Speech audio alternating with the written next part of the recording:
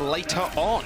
Kellen's discorded pretty early on, but yeah, Ganojin just left out in the open. Kellen's pretty low. The rest of the Outlaws now just converging on his position, and with little support, NY Excelsior lose control of the bot. Astro, as he fires some orbs down the way. Nice deflect kill from Pelican. Make that a 3-piece for the Genji. Blade, overclock. Merit looking for bodies. He's found one. Pelican's found another. The Excelsior sleeping with the fishes. Outlaws gonna take the map quite handily. OT ticks down, and they lead the series 1-0. Genji, a couple of right clicks from Pelican do end up missing. He manages to get the Venom Mine, I suppose, but the rest of his team not quite so lucky. However, without a tank, NY Excelsior have to just retreat. So Widow choose that willy-nilly if he so chooses. There is the Transcendence from the Excelsior to add, oh, that damage follow-up onto Yaki. 300 HPS is that Transcendence. If you do more damage than that, Yaki dies. That Jim on another world at this point. Not sure what he was doing there, trying to find another sneaky kill maybe, but the Outlaws take him out. A lamp will help see them through this fight as the Excelsior end up giving up the point. Overtime is here, and Outlaws do manage to cap on third and claim the map to tie the series up. Wow, NY Excelsior, what a map!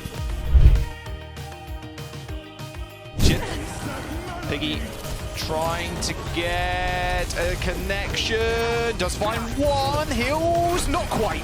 Outlaws in the driving seat.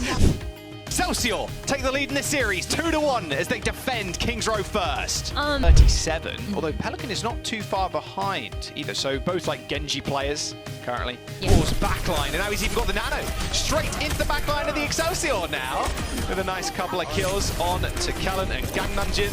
Gangbong don't stand a chance to make that a triple for Dante. Vacation's going to be good. He does get killed, or the copy gets killed, but it don't matter. Outlaws, clean wipe on Excelsior there. I find Flora, he's giving them the whip. Oh my god, his face just melted. Another one. Oh, just keep giving it to him. Another one. Merit, that's 3. Go on, just power slide right into his face. Let's get 4, please. Nope, doesn't want to go for it. Outlaws end up taking the map and taking us to game number 5. Wow, a 5-map series. Who thought we would be here, Jaws? Supporting heroes just yet, because I don't know about that May. That doesn't look right. As NY Excelsior still here very strong, using these high grounds. Wow, what a punch, what an engagement from Dante. That looked way too far for him to guarantee a kill, but takes care of Miyako quite easily. Charged up railgun shot, Ganojin's history, and Dante now flying up to the spawn doors almost. Save somebody as Merit is about to pop this overclock. Okay, Kellen's there. The bot was going to move so quickly towards that golden line of victory. Kellen and the rest of the gang have made it. A nano boost onto Kellen could be it. There it is. Straight to the back line. Lastro in a little bit of trouble, but Kellen turns his sights towards Iris. Iris falls over, and Flora holding down the payload on his own. They may have traded, but healers are a miss for the Outlaws. The Transcendence is the only thing that's going to keep them alive in this fight now as Kellen jostles over point on... What?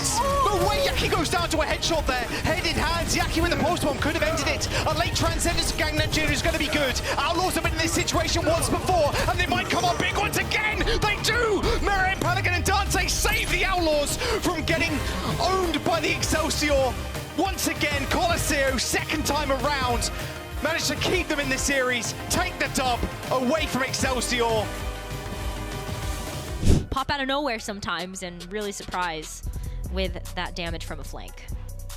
Oh, yeah, 15 limbs, we'll call that.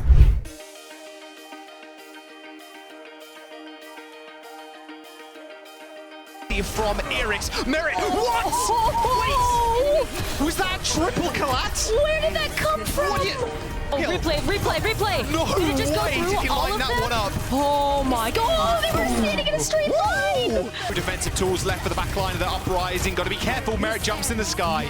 Headshots Crimzo. He does get taken out by Punk, who's finally switched off that Sigma onto the Doomfist. They can choose that beat. Speaking of which, that's a 4-man beat. Piggy didn't get it, but he might not need it. The back line of the Boston Uprising in a whole heap of trouble. Faith has been blizzarded. However, that Transcendence from Crimzo is keeping him alive, but not for long. Piggy with a nice pin into the wall as Merit and Lastro just clean up with over an 80-meter lead, managed to lose it. The Boston Uprising are going to claim map number 1. The execute doesn't look like it, but a big anti on Valentine and Punk send them pretty low, and now Punk without a shield block ends up falling down. The Outlaws have still got a Blade, a Nano, and an Overclock for this next fight. Shots there, kills off 2, and now it's a 3v5. Houston Outlaws camping the spawn doors. Feels pretty good. Crimzo still got the Transcendence. He can use it. Punk's dead. Payload a couple of meters away.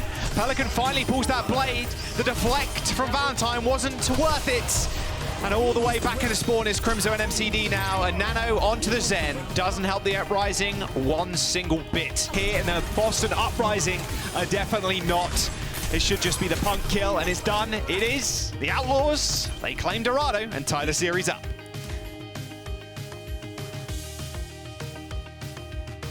Valentine. I mean, Valentine did get that triple earlier on, but going down this early in the fight, not good. Looks like another speed run for the Outlaws. Okay. Look at this. Point 2 capped. To save Victoria. The slash and then dash kills Punk too. What a nade from Iris. That does absolutely nothing. We're Pelicans in your face. A 5 kill for the Genji. And that's the Pelican we know and love. Wipe the Outlaws off the face of Midtown. They're going to defend point A and take the lead of the series. His own backline. Nano Blade for Pelican. There's one. Can he make it? Another one. Oh, the block. Ain't going to save you, Valentine, unfortunately.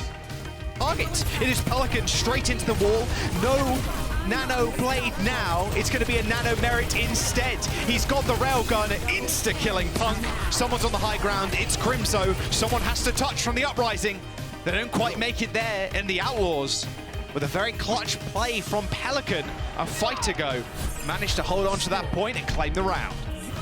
Pelican using that vertical mobility to good use so far. Dante comes up with a couple of kills, nice. But with Iris going down, a lot less heals for the Outlaws. Shouldn't matter though. He can continue laughing, I think. No hope there for Crimzo. 99%, make it 100. The Outlaws taking us to map number 5. Way better at getting these railgun one-shots because there's less to kind of charge up on.